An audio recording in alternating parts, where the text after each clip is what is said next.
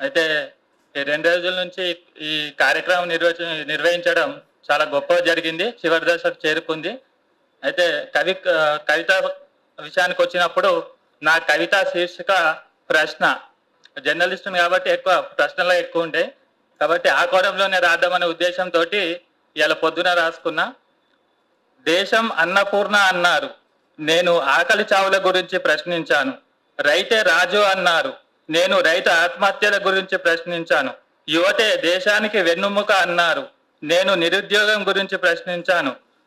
ఆడబిడ్డ దేవత అన్నారు. నేను మణిపూర్ మానవ హోమం గురించి ప్రశ్నించాను. అవును అమ్మ అన్నారు. నేను దళిత మైనార్టీల హత్యల గురించి ప్రశ్నించాను. ఇది ప్రజాస్వామ్య దేశం అన్నారు. నేను ఓట్ల కొనుగోలు గురించి ప్రశ్నించాను. ఒకే దేశం ఒకే ఎన్నిక అన్నారు. నేను మనుషులంతా ఒకటే కదా, ఆ మాట ఎందుకు చెప్పారని ప్రశ్నించాను. జర్నలిజం 4వ స్తంభం అన్నారు. నేను గౌరీ లంకేష్ హత్య గురించి ప్రశ్నించాను. న్యాయం బతికే ఉంది అన్నారు. నేను జైల్లో ఖైదీల జీవితాలను ప్రశ్నించాను. దండకారణ్యంలో పెట్టుబడులు అన్నారు. నేను అక్కడ జరుగుతున్న బూటకపు ఎన్కౌంటర్లను ప్రశ్నించాను. ఎందుకో మరి నా కలం పాలకుల కహానీలను రాయదు.